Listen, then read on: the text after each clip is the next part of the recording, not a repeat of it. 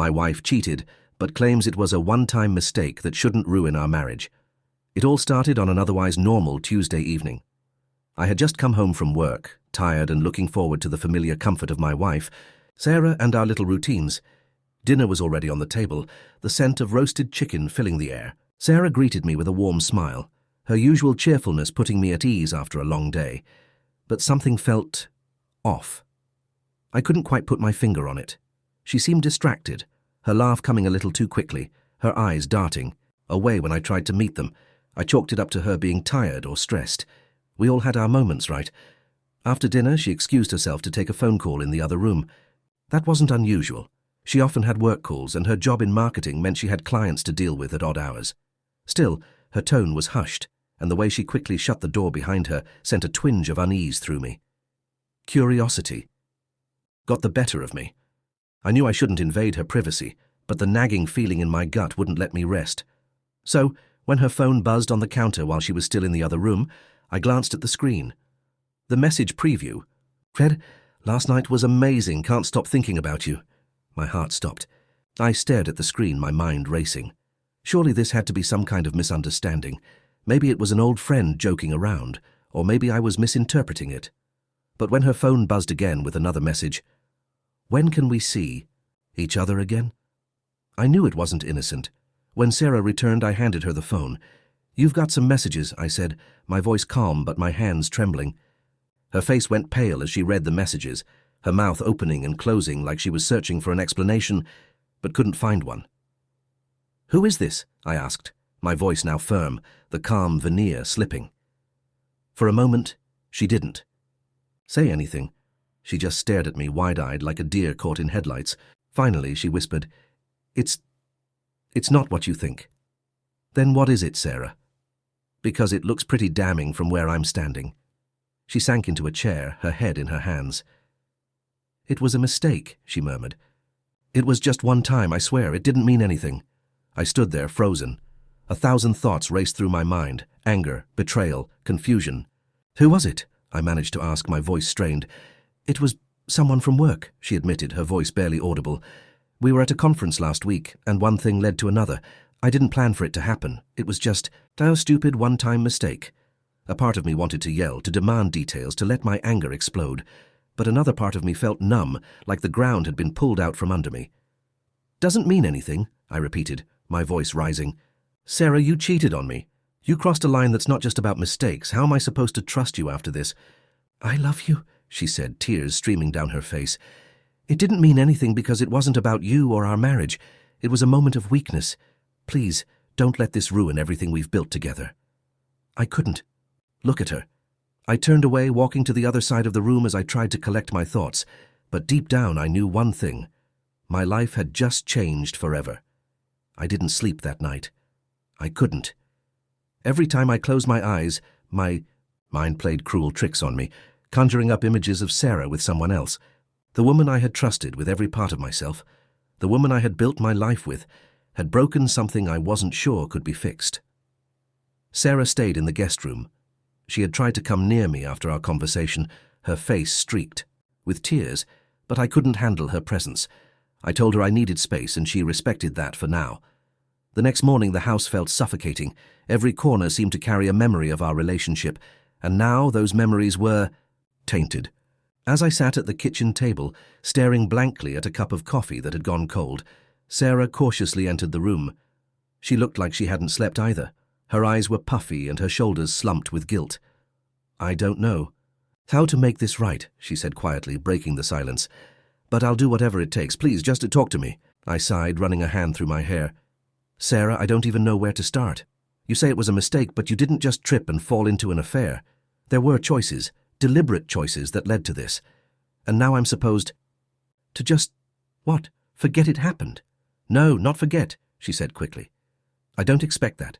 I just want a chance to prove to you that this doesn't define us, that this doesn't have to end us. Why should I believe that?" I shot back, my voice sharper than I intended. "How do I know it won't happen again the next time you're at a conference? How do I know there haven't been others?"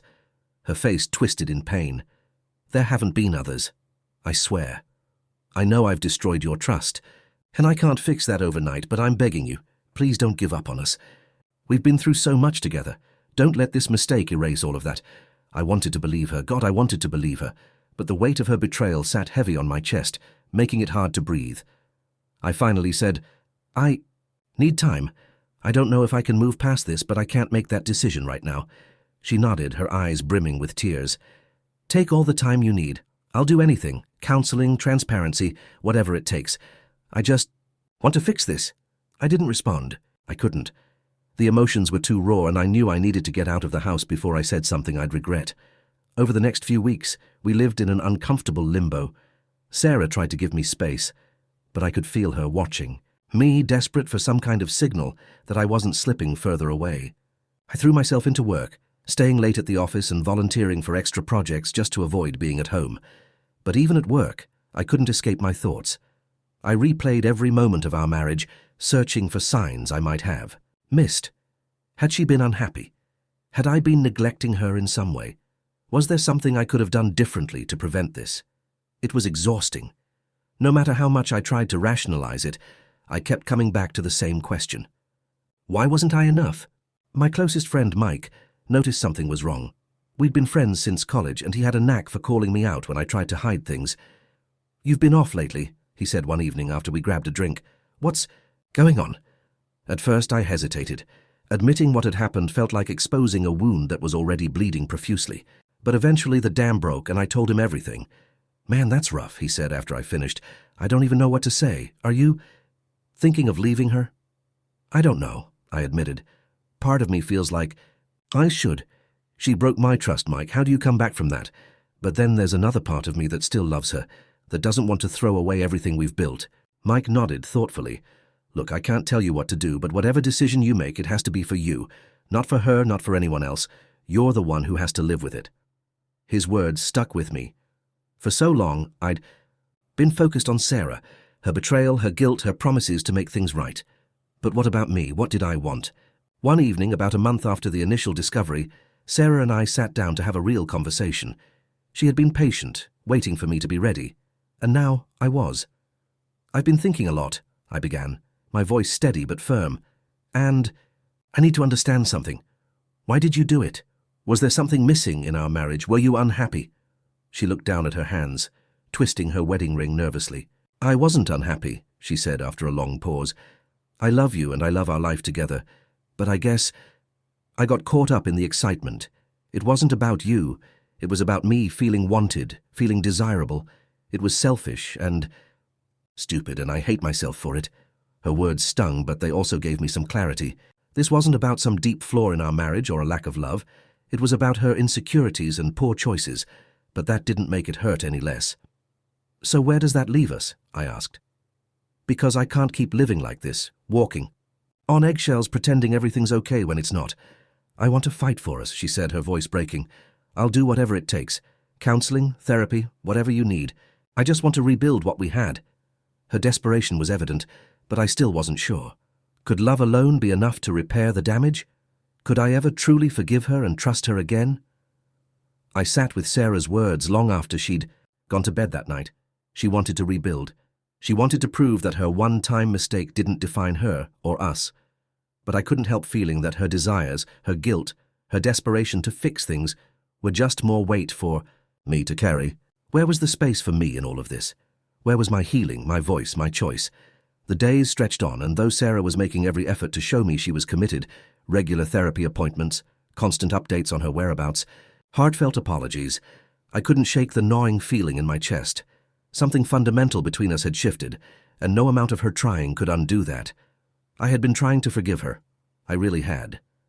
But the truth was, I didn't. No, if I could. Forgiveness, I realized, wasn't just about letting go. It was about being able to see a future where trust could live again. And no matter how hard I tried, I couldn't see that future. The turning point came one evening when I was cleaning out the garage. It was a mundane task, but it gave me time to think.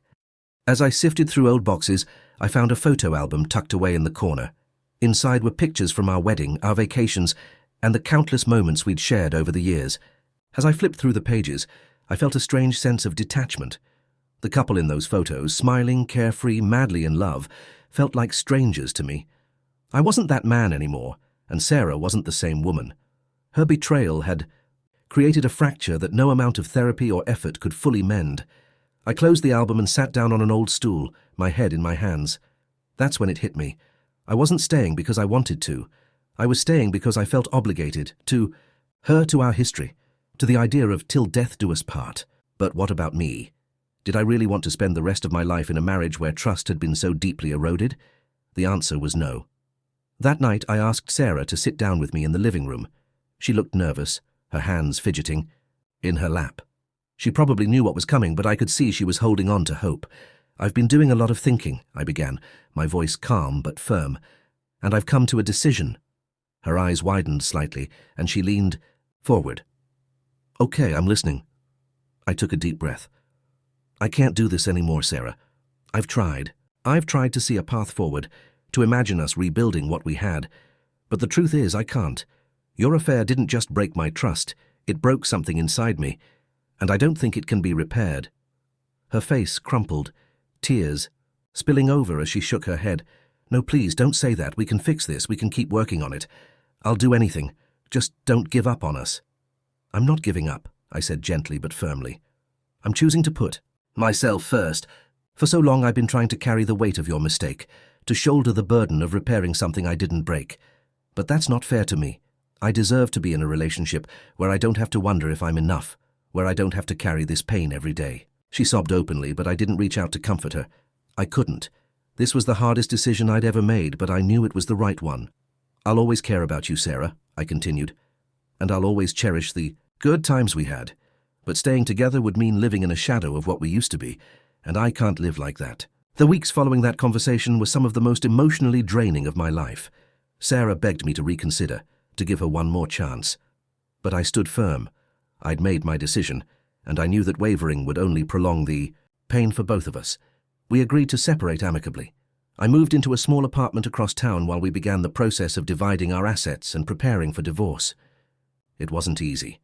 Every meeting with the lawyer, every discussion about who would keep what, felt like reopening a wound. Sarah tried to make the process as smooth as possible, but I could see the heartbreak in her eyes every time we spoke. She apologized endlessly, even when there was nothing left to apologize for. "I hate myself for what I did," she said during one of our final conversations. "I don't blame you for leaving. I just wish I'd realized what I had before I threw it away." Her words hurt, but they also brought a strange sense of closure. I didn't hate her. I never had. I hated what she had done, but I could see that she was truly remorseful. Still, her regret didn't change the fact that our marriage was over. The first few months after the divorce were tough. I struggled with feelings of loneliness, anger, and self-doubt. I wondered if I had made the right decision, if I had given up too easily. But as time passed, I began to feel a sense of relief. For the first time in years, I was focusing on myself, my happiness, my goals, my future. I reconnected with friends I hadn't seen in ages, started going to therapy, and even picked up some new hobbies. Slowly but surely, I began to rebuild my life. As for Sarah, I heard through mutual friends that she was still working on herself. She had continued therapy and was trying to learn from her mistakes. I wished her well, but I knew that our paths had diverged for good. Looking back, I don't regret my decision. It wasn't easy, and it certainly wasn't painless, but it was what I needed to do for my own well-being. Forgiveness might come with time, but trust is a different beast. Without it, a marriage becomes a house built on sand, unstable, fragile, and destined to crumble. Sometimes love isn't enough to save a relationship, and that's okay. What matters is recognizing when it's time to let go and having to do so. What do you think? Would you have stayed and tried to rebuild the relationship, or was leaving the right choice in this situation? Let me know your thoughts below. Subscribe for more such content.